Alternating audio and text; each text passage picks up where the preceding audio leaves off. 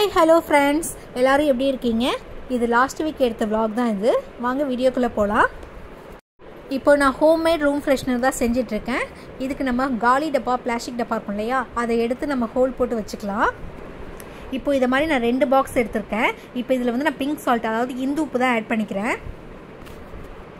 இப்போ 2 பாக்ஸ்லயுமே வந்து உப்பு ஆட் பண்ணிட்டேன். இது கூட வந்து கிராம்பு ஆட் பண்ணிக்கிறேன். ஸோ அதுக்கப்புறம் வந்து சூடம் ஆட் பண்ணிக்கணும். இதில் ஒரு 4 சூடம் போடுறேன். அப்புறம் அந்த பாக்ஸில் ஒரு 4 சூடம் ஆட் பண்ணிக்கிறேன்.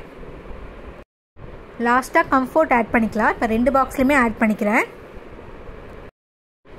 ஸோ இப்போ நமக்கு ஹோம்மேட் ரூம் ஃப்ரெஷ்னர் ரெடி ஆகிடுச்சு. இப்போ நம்ம இது ரூமில் வச்சுக்கலாம்.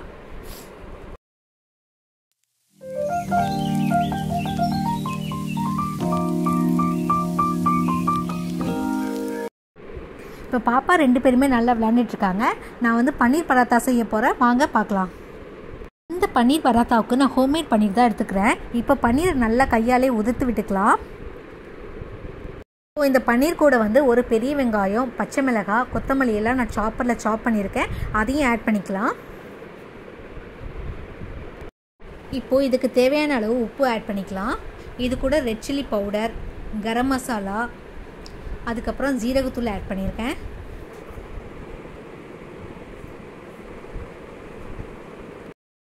இப்போ இது எல்லாத்தையும் நல்லா மிக்ஸ் பண்ணி வச்சுக்கலாம். இப்போது பன்னீர் ஸ்டஃபிங் ரெடி ஆகிடுச்சு. இப்போ சப்பாத்திக்குள்ளே நம்ம ஸ்டஃப் பண்ணி போட்டு எடுத்துக்கலாம். இப்போது சப்பாத்தியை இதை மாதிரி நம்ம தேய்ச்சிட்டு நடுவில் வந்து பன்னீர் ஆட் பண்ணி ஃபோல்ட் பண்ணிக்கலாம். சப்பாத்தி மாவு போட்டு நம்ம தேய்க்கும் போது ஸ்டஃபிங் எல்லாம் வெளியில் வராமல் நம்ம போட்டுக்கலாம்.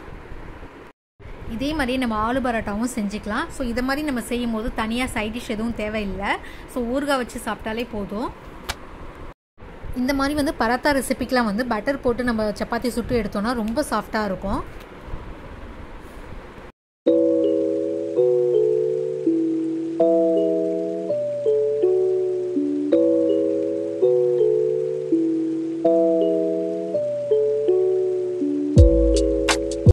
நான் வந்து எண்ணெயும் ஆட் பண்ணிக்கிறேன், அப்புறம் பட்டரும் ஆட் பண்ணிக்கிறேன். இது ரொம்பவே சாஃப்டாக இருந்துச்சு, ரொம்ப சூப்பராக இருந்தது. நீங்களும் இது மாதிரி ட்ரை பண்ணி பாருங்கள். இந்த ஸ்கூல் லஞ்ச் பாக்ஸ்க்கும் நம்ம கொடுத்து அனுப்பலாம். ஆஃப்டர்நூன் வரைக்குமே ரொம்ப சாஃப்டாகவே இருக்கும். நெக்ஸ்ட் வீடியோவில் வந்து ஹோம்மேட் பன்னீர் எப்படி பண்ணலாங்கிறத உங்களுக்கு செஞ்சு காட்டுறேன். இது நல்ல ஹெல்த்தியான ரெசிபி, குழந்தைங்களுக்கு கொடுக்கலாம். இது எங்கள் எல்லாருக்குமே ரொம்ப பிடிக்கும். நாங்கள் அடிக்கடி செஞ்சு சாப்பிடுவோம்.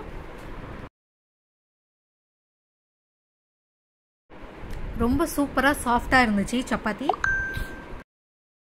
ஸோ சூப்பரான பன்னீர் பராத்தா ரெடி ஆகிடுச்சு. நீங்களும் இதே மாதிரி ட்ரை பண்ணி பாருங்கள்.